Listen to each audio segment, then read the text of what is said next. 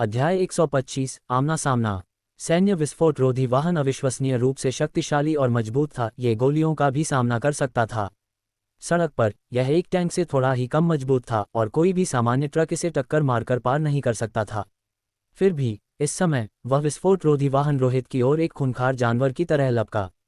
यदि वह उसे टक्कर मारता तो रोहित मौके पर ही मर जाता, अस्पताल जाने की भी जरूरत नहीं पड़ती। लेकिन ठीक तभी वह विस्फोट रोधी वाहन अचानक मुड़ा, एक जोरदार धमाके के साथ सड़क किनारे की हरियाली से टकराया, उस पर से पलट गया और फिर एक तेज चीख के साथ तुरंत रुक गया।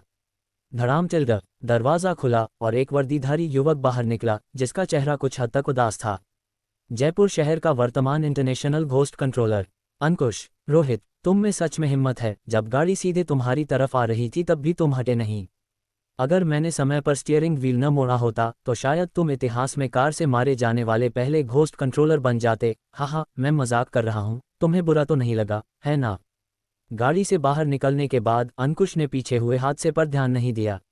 इसके बजाय वह सीधा रोहित की ओर चला। कोई बात नहीं, अगली बार मुझे टक्कर मार देना, मेरा दिल बहुत बड़ा है, तुम जानते हो। अभी अभी किसी ने इसी सद्गुण के लिए मेरी तारीफ की थी। अगर तुम मुझे टक्कर भी मार दो तो मुझे बुरा क्यों लगेगा? आखिर जब कोई व्यक्ति मर जाता है तो सारे झगड़े खत्म हो जाते हैं। रोहित ने अपनी आंखें सिकोड़ लीं अंकुश के प्रति दुश्मनी रखते हुए। निश्चित रूप से अंकुश ने हुआंगागांग गांव की घटना के बाद रोहित को अपनी टीम में भर्ती करने में विफल रहने पर उसे खत्म करने का विचार बना लिया था। किसी और कारण से नहीं, बल्कि इसलिए कि रोहित का अस्तित्व एक घोस्ट कंट्रोलर के रूप में उसकी स्थिति के लिए खतरा था। हाँ रोहित, हुआंगागांग गांव से जिंदा वापस आने पर बधाई हो। मैंने पहले ही कहा था कि अगर तुम बच गए तो मैं तुम्हें हॉटपॉट खिलाऊंगा। तो तुम कब खाली हो? अंकुश ने अभी भी हंसते हुए कहा, लेकिन उसकी मुस्कान में एक ठंडी और क्रूरता छिपी थी। रोहित ने कहा, मुझे लगता है कि मैं तुम्हारे अंतिम संस्कार के दिन काफी खाली रहूंगा। कृपया मुझे तब बुलाना। एक इंटरनेशनल घोस्ट कंट्रोलर से बात करते समय तुम्हें थोड़ा और विनम्र रहना सीखना चाहिए। अंकुश का पहले से हंसता हुआ चेहरा अचानक गंभीर हो गया, जिसमें धमकी और चेतावनी का एक संकेत था। रोहित ने कहा, यह इसलिए है क्योंकि तुम बहुत ज्यादा विनम्र हो कि मुझे बदले में विनम्र होने की जरूरत नहीं लगती। तुम्हारी विनम्रता में मुझे गाड़ी से कुचलने की कोशिश करना शामिल है, तो मेरे कुछ शब्द तुम्हारे लिए बहुत ज्यादा नहीं होने चाहिए, है ना? अगर तुम्हारा लड़ने का मन है तो मुझे भी कोई आपत्ति नहीं है। अंकुश के गंभीर भाव फिर से बदल गए और वह मुस्कुराया, तुम सही कह रहे हो, तुम बिल्कुल सही कह रहे हो। मैंने जो अभी किया वह वास्तव में बहुत अच्छा नहीं था और मैं उसके लिए माफी चाहता हूँ। देखो, मैंने पिछली घटना के लिए माफी मांग ली है, तो तुम्हें मुझे अपनी उपस्थिति से अनुग्रहित करना चाहिए, है ना? परसों कैसा रहेगा? उस दिन मैं छुट्टी पर हूँ, मैं तुम्हें हॉटपॉट खिला सकता हूँ। हमें सच में बैठकर सब कुछ सुलझा लेना चाहिए और अपने पिछले मतभेदों को खत्म कर देना चाहिए। साथ ही जयपुर शहर की सार्वजनिक सुरक्षा के मुद्दों पर भी चर्चा करनी चाहिए। चूंकि मैं बाहर का हूँ, मुझे अभी भी स्थानीय मामलों के बारे में बहुत स्पष्ट जानकारी नहीं है और कभी कभी मुझे तुम जैसे स्थानीय व्यक्ति पर निर्भर रहना पड़ सकता है। नहीं तो अगर कुछ ऐसा होता है जिसे मैं संभाल नहीं पाता और उससे जयपुर शहर की सार्वजनिक व्यवस्था अस्थिर हो जाती है, तो मुझे जिम्मेदार बनना मुश्किल हो सकता है। उसके शब्दों में दोहरा अर्थ था। ऐसा लग रहा था जैसे वह जयपुर शहर की सार्वजनिक सुरक्षा को एक हथियार के रूप में इस्तेमाल कर रहा था। रोहित बिना हिले बोला, मैं परसों खाली नहीं हूँ, तुम खुद ही खाने जा सकते हो। और अभी अभी जो हुआ उसके लिए एक साधारण माफी। अगर माफी काम करती तो देश में आपराधिक कानून क्यों होते? तो तुम क्या चाहते हो? बोलो और देखते हैं कि मैं तुम्हारी इच्छा पूरी कर सकता हूं या नहीं। मैं सच में उम्मीद करता हूं कि हम मुस्कुराकर अपने मतभेदों को भुला दें। अंकुश ने मासूमियत का ढोंग करते हुए अपने हाथ फैलाए। इस बार मैं हुआंगागांग गांव से एक स्थानीय चीज लेकर आया हूं जो मुझे लगता है कि तुम्हें पसंद आएगी। अगर तुम्हें बुरा न लगे तो बाद में इसे स्वीकार कर लो। रोहित ने गंभीरता से कहा। अचानक अंकुश ने तुरंत कुछ महसूस किया। उसने देखा कि उसके पैरों पर पड़ी छाया धीरे धीरे खड़ी हो गई थी। यह एक छाया नहीं थी, ये एक भूत था। अगले ही पल एक काली हाथ ने अचानक उसकी टखने को पकड़ लिया। ठंडा, हड्डियों तक जमा देने वाला, जैसे किसी लाश ने पकड़ लिया हो। कड़क टिल्ड। अगले पल ईंटों को जोड़ने जैसी आवाज आई और उसका एक पैर तुरंत उस छाया द्वारा खींचकर अलग कर दिया गया, जिससे वह अपना संतुलन खो बैठा, लड़खड़ाते हुए जमीन पर गिर गया। सिरविहीन छाया तेजी से पीछे हट गई, अंततः रोहित के पैरों के नीचे गायब हो गई, उसकी अपनी परछाई बन गई। फिर एक पैर जमीन पर गिर गया। रोहित, अंकुश तुरंत गुस्से में आ गया, उसकी ठंडी आंखें उस पर टिकी हुई थीं। क्या तुम मरना चाहते हो? उसे कभी उम्मीद नहीं थी कि रोहित अचानक उस पर हमला कर देगा। और ऐसा निर्लजता से एक भूत की शक्ति का उपयोग करके। माफ़ करना, वह अभी अभी हमसे नहीं हुआ, पता नहीं क्या हुआ, कुछ मेरे नियंत्रण से बाहर हो गया था, तुम सच में मुझे दोष नहीं दे सकते। रोहित ने भी उसे एक मासूम चेहरे से देखा। ये कैसा रहेगा, मैं तुमसे माफ़ी मांगता हूँ, मुझे सच में खेद है जो अभी हुआ, तुम मुझे माफ़ कर दोगे, है ना? मैं वास्तव में तुम्हारे साथ सुलह करना चाहता हूँ, पिछली बातों को भूलकर एकजुट और सहयोगी बनना चाहता हूँ। मैं परसों खाली नहीं हूँ, लेकिन मैं कल हूँ, कल मैं तुम्हें खाने पर क्यों न बुलाऊँ? गलतफहमी दूर करने के लिए पहले वाले शब्द पूरी तरह से पलट गए। अब नुकसान में अंकुश था और माफ़ी मांगने वाला रोहित था। मुस्कुराकर पिछली शिकायतों को भूल जाओ। बकवास, नुकसान में तुम नहीं हो। अब तुम मुस्कुराकर पिछली बातों को भूलने की कोशिश करो, देखते हैं कि क्या तुम, अंकुश, अभी भी मुस्कुरा सकते हो। निश्चित रूप से इस समय अंकुश मुस्कुरा नहीं सकता था, उसका चेहरा काला और डरावना था। ये रोहित, उसे लगा कि हुआंगगांग गांव छोड़ने के बाद वह एक अलग ही इंसान बन गया था। पहले वाला आदमी निश्चित रूप से उस पर हाथ डालने की हिम्मत नहीं करता। बात नहीं कर रहे, अगर तुम बात नहीं करोगे तो मैं इसे अस्वीकृति मानूंगा और यह सच में बहुत दुखद है। मेरी सच्ची मंशा थी, लेकिन ठीक है, आज तुम व्यस्त हो, तुम आगे बढ़ो। अगली बार फिर मौका मिलेगा, आखिर आगे रास्ता लंबा है ना? कभी कभी मुझे केसों को संभालने के तुम्हारे विचारों के बारे में और पूछना पड़ेगा। मुझे विश्वास है कि तब तक घोस्ट कंट्रोलर अंकुश अपनी सलाह देने में कंजूसी नहीं करेगा, रोहित ने मुस्कुराते हुए बहुत विनम्रता से कहा। अंकुश ने पास की कार का सहारा लेकर खुद को खड़ा किया, उसका चेहरा असाधारण रूप से ठंडा था।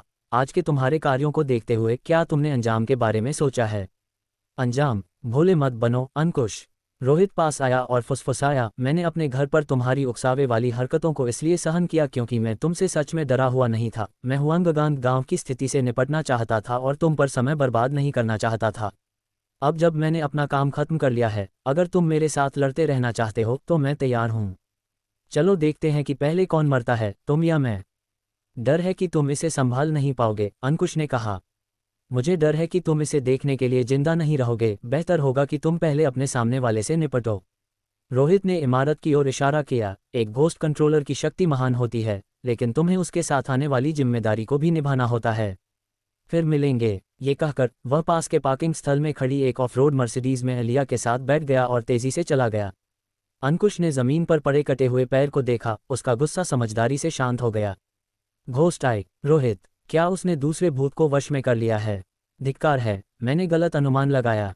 अध्याय 126, कर्ज चुकाना। वापस अपार्टमेंट में आने के बाद, नहाने और कपड़े बदलने के बाद, रोहित ने आखिरकार खुद से चिपकी मौत की हल्की बदबू से छुटकारा पाया। हुआंगगांग गांव में कई दिन बिताने के बाद उसे लगा जैसे मौत की गंध उस पर और गहरी हो रही थी। ये बदलाव केवल शारीरिक नहीं था, मानसिक रूप से भी। वह अब लाशों, मौत या खून से नहीं डरता था। ऐसा लग रहा था जैसे वह खुद को ढालने के लिए ही पैदा हुआ था। इसके अलावा मनोवैज्ञानिक बदलाव सबसे भयानक थे। ऐसा लगा जैसे रोहित और उसके अंदर का बुरा भूत धीरे धीरे एक हो रहे थे। जब वह बाथरूम से बाहर आया, कंप्यूटर के सामने बैठी अलिया ने उसे ऐसे देखा जैसे उसके माता पिता अभी अभी मर गए हों और कहा, मैं घबरा रही हूँ। मुझे लग रहा है कि मैं दिवालिया होने वाली हूँ। रोहित ने पूछा, क्या हुआ? अलिया ने कहा, याद है तुमने पिछली बार मुझसे सोना खरीदने बेचने के लिए कहा था? अगर तुमने यह बात न उठाई होती तो मैं लगभग भूल ही गया था। मैंने इस बार एक सौदा किया, कुछ पैसे कमाए और उन्हें तुम्हें प्रबंधित करने के लिए देने वाला था, रोहित ने कहा। पिछली बार की तरह सोने का व्यापार करो। ऐसा न करो तो ही अच्छा है, अलिया ने तुरंत बीच में कहा। अब सोने का व्यापार करना संभव नहीं है। घरेलू और अंतर्राष्ट्रीय सोने के व्यापार सभी नियंत्रण में हैं। खरीदना तो अलाउ है पर बेचना नहीं। पिछली बार हमने जो 3 मिलियन से अधिक रुपये कमाए थे वह सब उसी में फंस गए हैं और अब वह पूरी तरह से अटक गए हैं। तुम्हारे पास इतने पैसे कहाँ से आए? रोहित ने पूछा। अलिया ने कुछ शर्माते हुए कहा, कर्ज, मैंने थोड़ा उधार लिया था। रोहित ने कहा, तुम्हें ऐसा कहते सुनकर मेरा मन शांत हो गया। किस बात पर तुम्हें राहत मिली? तुम्हारी इस सीख पर। मैंने अब सोने का व्यापार न करने का फैसला किया है। ऐसा लगता है कि देश पहले से ही वित्तीय बाजारों को विनियमित करना शुरू कर रहे हैं और स्थिति और गंभीर हो रही है। हाथ में जो पैसा है उसे ठोस संपत्तियों में बदलना सबसे अच्छा है, नहीं तो मुझे बाद में भारी अवमूल्यन का डर है, जैसे एक पाव रोटी के लिए 10,000 रुपये। रोहित ने एक पल के लिए सोचा। शेयर बाजार की सट्टेबाजी के माध्यम से पैसा कमाने का ये कच्चा तरीका अब काम का नहीं था। अगर वह ये देख सकता था तो वित्तीय दुनिया के लोगों ने इसे बहुत पहले ही भांप लिया होगा।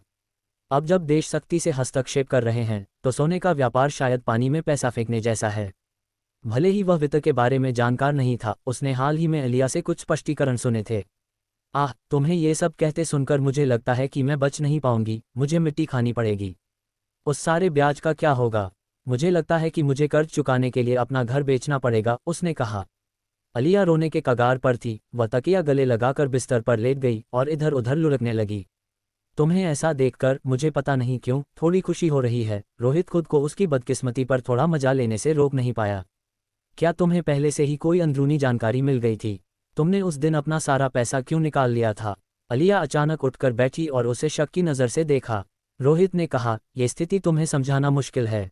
कभी कभी जब लोग दुर्भाग्यशाली होते हैं तो वे चलते चलते भी गिरकर मर सकते हैं। बस इसे स्वीकार कर लो, तुम्हारा इस जीवन में अमीर बनना तय नहीं है। नहीं नहीं, वह पैसा मैंने कड़ी मेहनत से कमाया था और अब मैं कर्ज के ढेर में हूँ। मैं भविष्य में कैसे जीऊंगी? अलिया ने सिर पकड़ लिया, परेशान होकर। अचानक उसे कुछ याद आया और उसने रोहित पर अपनी नज़रें टिका दी। वैसे तुमने इस बार कितना पैसा कमाया? बस 10,000 से थोड़ा ज्यादा, रोहित ने कहा। मुझे विश्वास नहीं है, तुम इतने काबिल हो। तुमने तो मैनेजर मोहन की पत्नी की निजी तिजोरी भी खाली कर दी थी। तुम एक हफ्ते से घूम रहे हो, तुम सिर्फ 10,000 से थोड़ा ज्यादा कैसे कमा सकते हो? तुम मुझसे झूठ बोल रहे हो, उसने कहा। अलिया ने कहा, मुझे बताओ, चलो भी, आखिरकार मैं तुम्हारी अकाउंटेंट हूँ। अगर मुझे तुम्हारी नकदी की स्थिति का पता नहीं होगा तो मैं तुम्हारे लिए तुम्हारी संपत्ति का प्रबंधन कैसे करूंगी? रोहित ने कुछ देर सोचा। बस 10,000 से थोड़ा ज्यादा? कितना ज्यादा? ज्यादा नहीं, 550 मिलियन, रोहित ने कहा। क्या? अलिया हैरान होकर बिस्तर से कूद पड़ी। उसकी आंखें चौड़ी और मुंह खुला हुआ था जैसे उसने कोई भूत देख लिया हो। 500 मिलियन? इन कुछ दिनों में तुमने आखिर क्या किया है? तुमने कोई बैंक तो नहीं लूटा है ना? बैंक लूटना उतना तेज नहीं है जितना मैं कमाता हूं, और इसके अलावा 500 मिलियन चुराने के लिए कुछ बैंक तिजोरियों को तोड़ना पड़ेगा।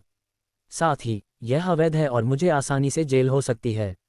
मुझे तो जयपुर शहर का बॉस बनना है, मैं ऐसा आपराधिक काम क्यों करूंगा? रोहित ने कहा, तुम सही कह रहे हो, डकैती निश्चित रूप से उतनी फायदेमंद नहीं है जितना तुम कमाते हो। अलिया खुद को निगलने से रोक नहीं पाए और उसकी आंखें चमक उठीं। इससे पहले रोहित की कीमत लगभग 20 मिलियन थी, जो उसे सबसे अच्छा एक सामान्य रूप से धनी व्यक्ति बनाती थी। लेकिन अब 500 मिलियन से अधिक के साथ वह वास्तव में धनी था। एक सही मायने में टायकून। उसने न केवल एक ठोस सहारा पा लिया था, बल्कि वह एक सुनहरा सहारा था। उसका जीवन बन गया था। अब जब तुम्हारे पास इतने पैसे हैं तो क्या तुम मुझे कुछ उधार दे सकते हो? यह एक आपात स्थिति है, मैं भूख से मरने वाली हूँ, उसने विनती की। अलिया झुककर अपनी बाँह उसकी बाँह में डालकर जानबूझकर अपना परिपक्व शरीर उससे सटाया, एक मोहक और लुभावनी लहजे में।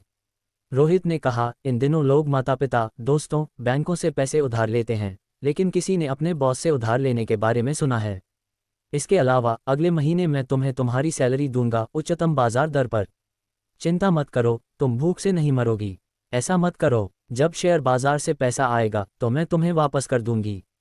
साथ ही अगर मैं अपना कर्ज नहीं चुका पाई तो वे ये घर वापस ले लेंगे और फिर तुम्हारे पास रहने के लिए कोई जगह नहीं होगी। अलिया ने बेताब होकर विनती की। तुम्हारे शब्दों ने मुझे याद दिलाया, मैं आज शहर के केंद्र से थोड़ी दूर एक घर खरीदने की योजना बना रहा था।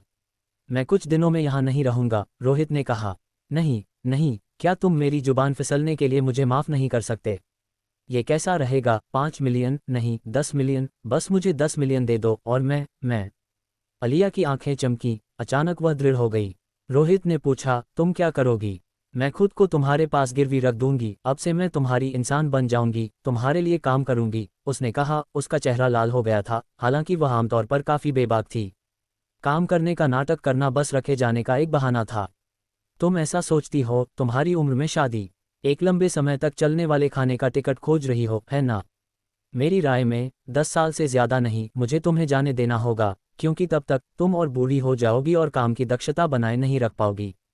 रोहित ने सपाट मना कर दिया। ये सुनकर अलिया लगभग खून उगलने वाली थी। कौन कहता है कि मैं अपनी जवानी के साथ शादी नहीं कर सकती? मैं तुम्हें एक आदमी की तरह मानती हूँ, लेकिन तुम मुझे एक नौकरानी की तरह मानते हो। क्या तुम अंधे हो? क्या तुम्हें मुझ जैसी सुंदर औरत नहीं चाहिए? अगर मैंने तुम पर अपनी नज़र न डाली होती, बच्चे, तो 10 मिलियन तो क्या, 50 मिलियन भी। खैर, 50 मिलियन पर मैं विचार कर सकती हूँ। तुम मुझे मरते हुए नहीं देख सकते, है ना? कर्ज वसूलने वाले निश्चित रूप से आएंगे और तब तक मैं मर जाऊंगी।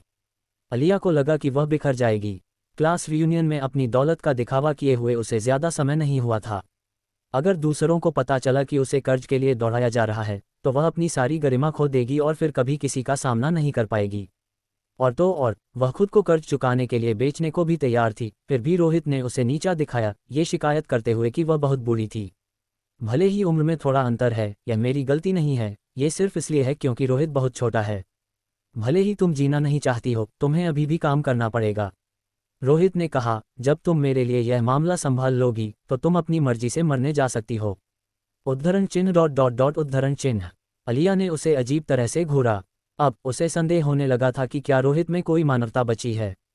वह इतनी दयनीय स्थिति में थी, फिर भी अपनी सारी दौलत के साथ वह उसकी मदद भी नहीं करेगा। तुम और क्या चाहते हो कि मैं करूं? उसने कमजोर होकर पूछा। रोहित ने कहा, मैं तुम्हें 4 बिलियन नकद प्रबंधित करने के लिए देने की योजना बना रहा हूं। तुम्हें ये सारा पैसा जितनी जल्दी हो सके सोने में बदलना होगा, और मैं सोने के शेयरों के बारे में बात नहीं कर रहा हूं, मेरा मतलब असली सोने से है। तुम इतना सारा सोना क्यों खरीद रहे हो? तुम इसे खा भी नहीं सकते? अलिया ने आश्चर्य से पूछा। तुम्हारी बुद्धिमत्ता के साथ कुछ बातें मैं तुम्हें सच में समझाना नहीं चाहता। बस आगे बढ़ो और करो, मैं तुमसे एक भी पैसा नहीं मांग रहा हूं। अगर तुम इसे अच्छी तरह से संभालती हो तो मैं तुम्हें एक बोनस देने पर विचार कर सकता हूं, रोहित ने कहा।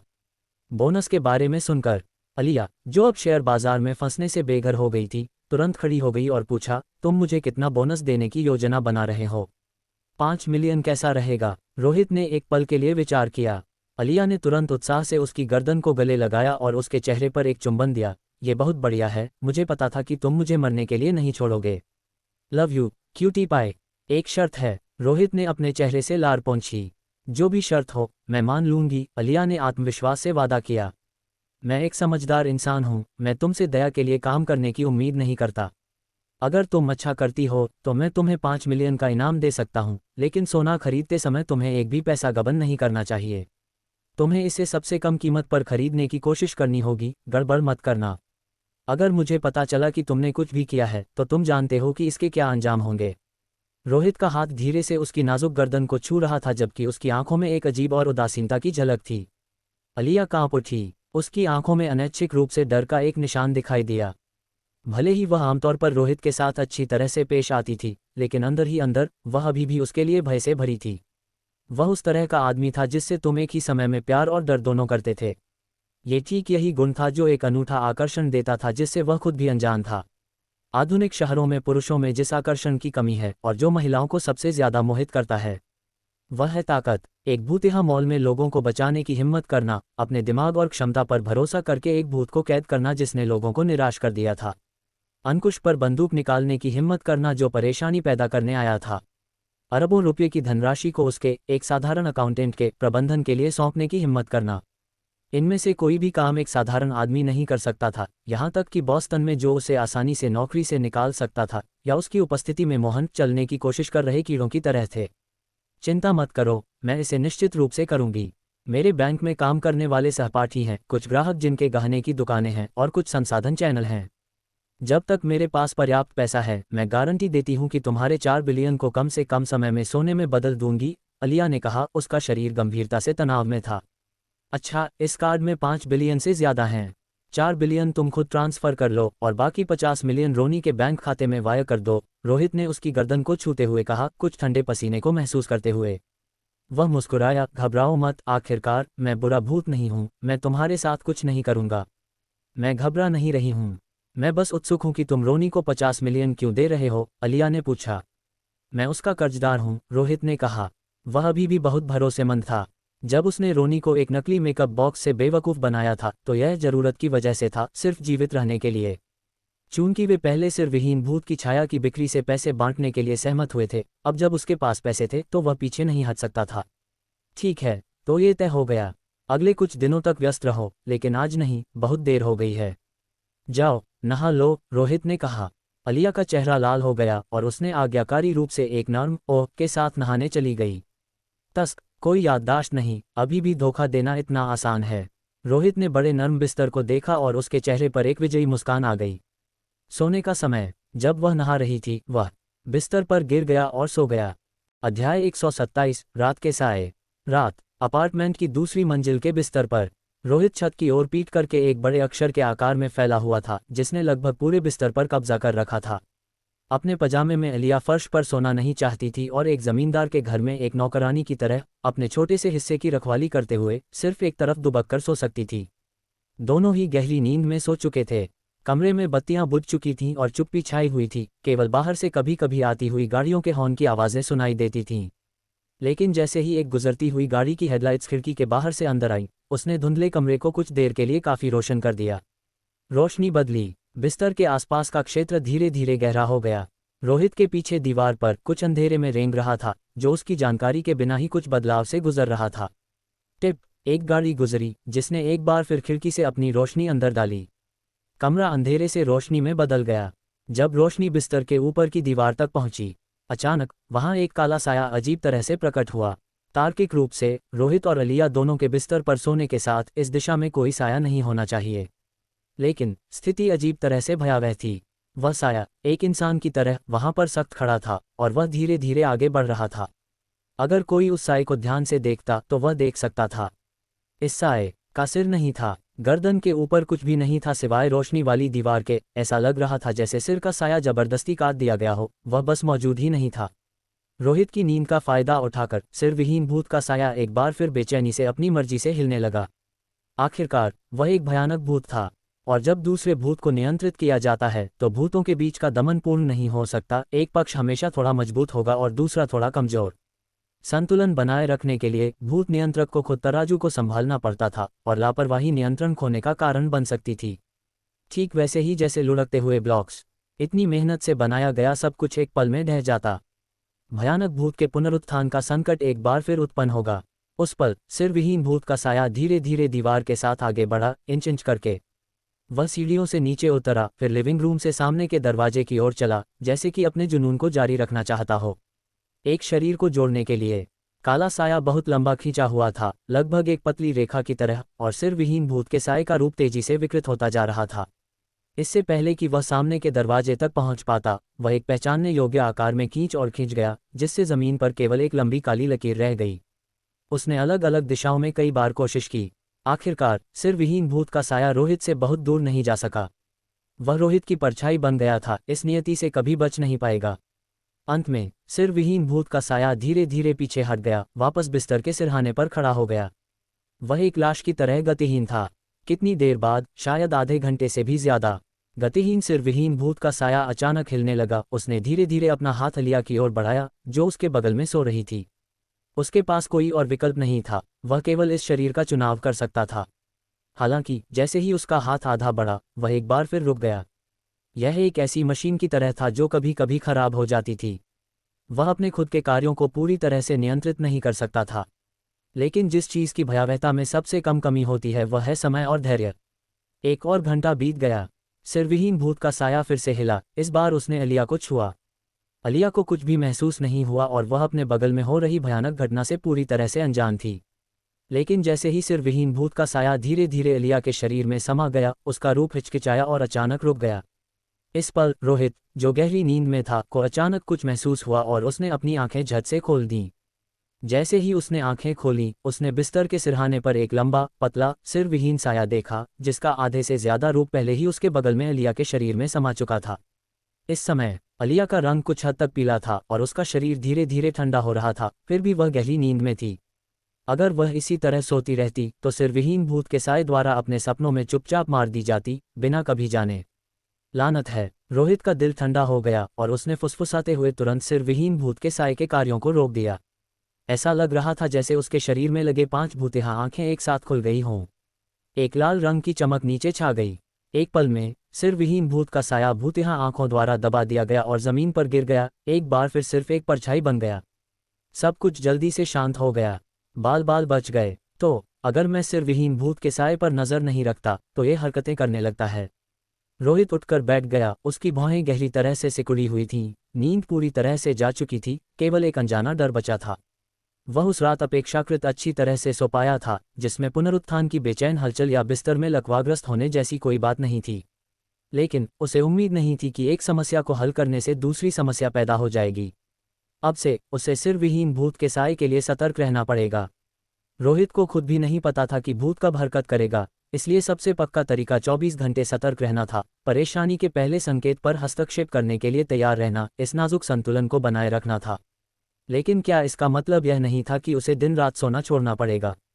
क्या कोई व्यक्ति इसे सहन कर सकता है? रोहित गहरे विचार में डूब गया।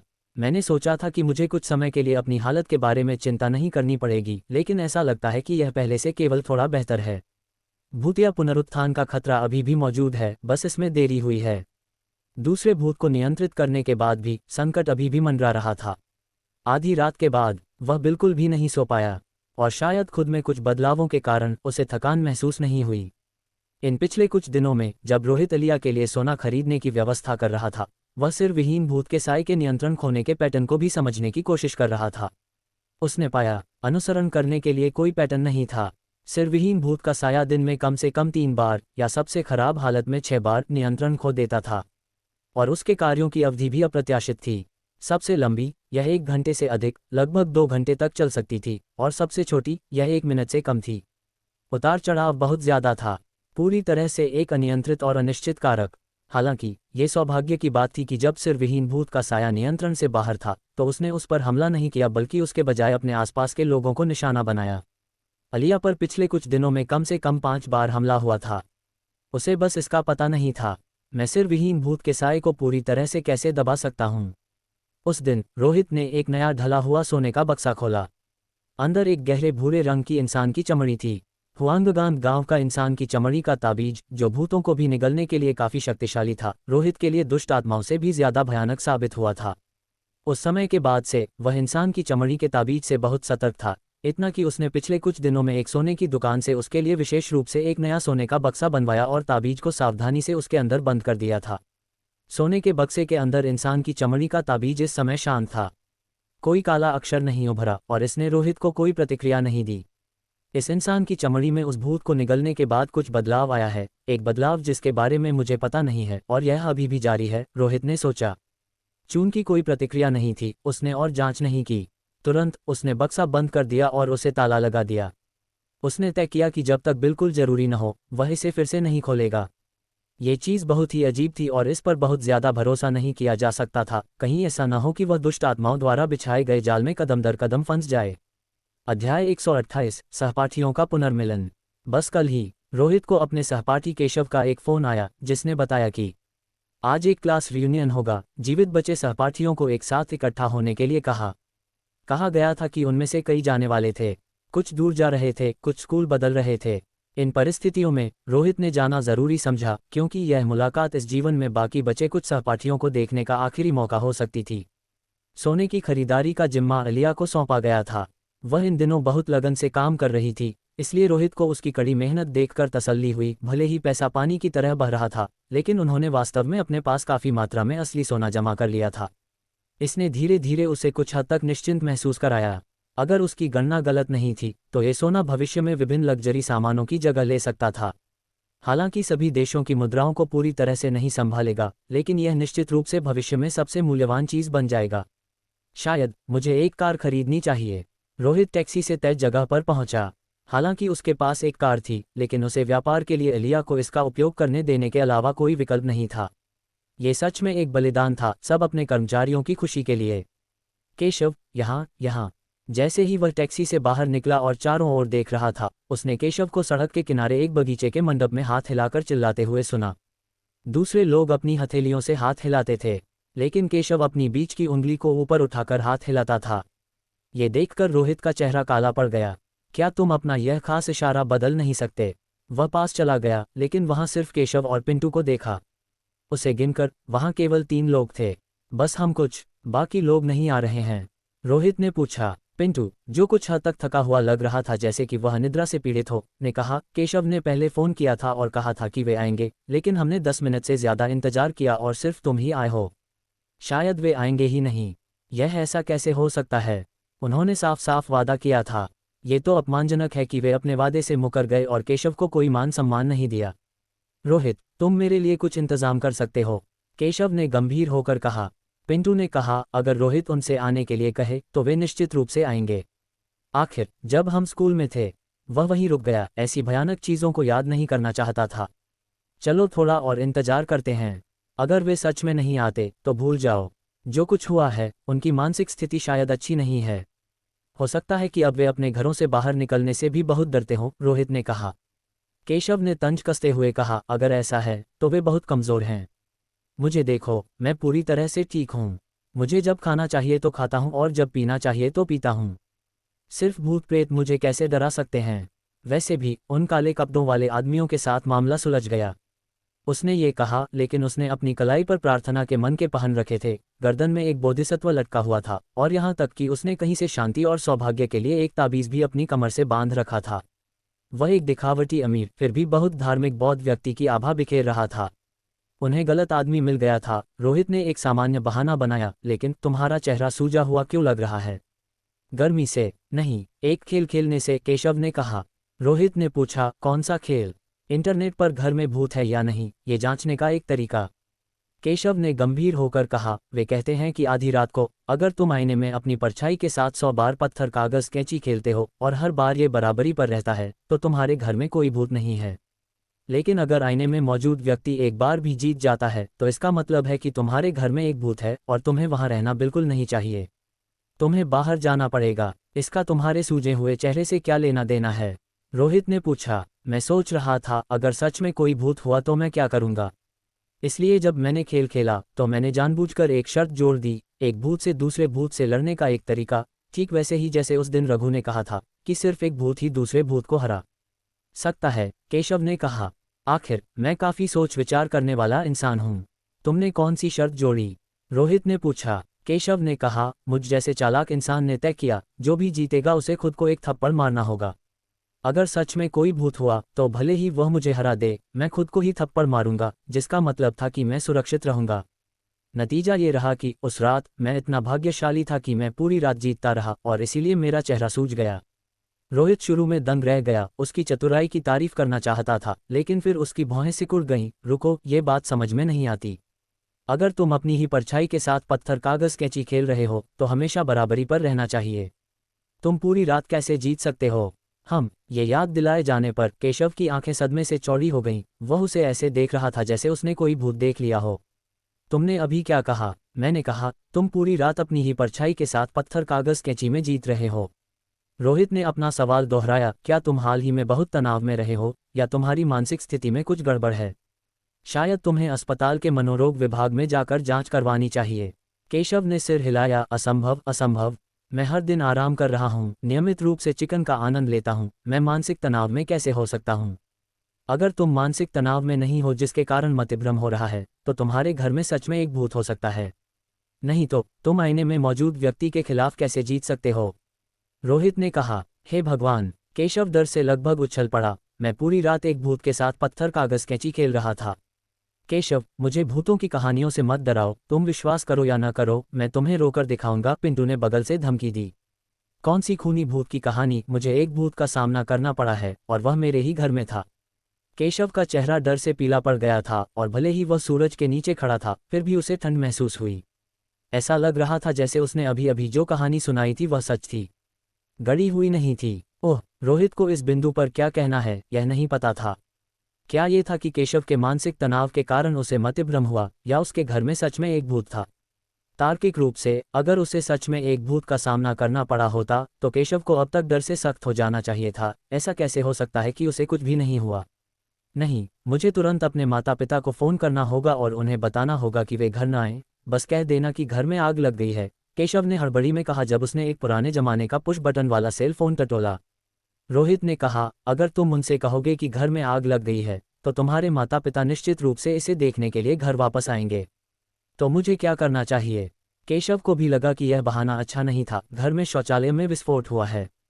मुझे लगता है कि अगर तुम्हारे माता पिता को पता चला कि तुमने उनसे झूठ बोला है और तुम वापस जाते हो तो तुम्हें पीट पीट कर मार डाला जा सकता है। लेकिन क्या तुम सच में निश्चित हो कि तुम्हारे घर में कुछ गड़बड़ है? रोहित ने पूछा। जरूर, मैं तुमसे इस बारे में झूठ क्यों बोलूंगा, हम भाई हैं, केशव ने चिल्लाया। रोहित ने एक पल के लिए सोचा, अगर सच में कोई समस्या है तो मैं तुम्हारे लिए कुछ इंतजाम कर सकता हूँ।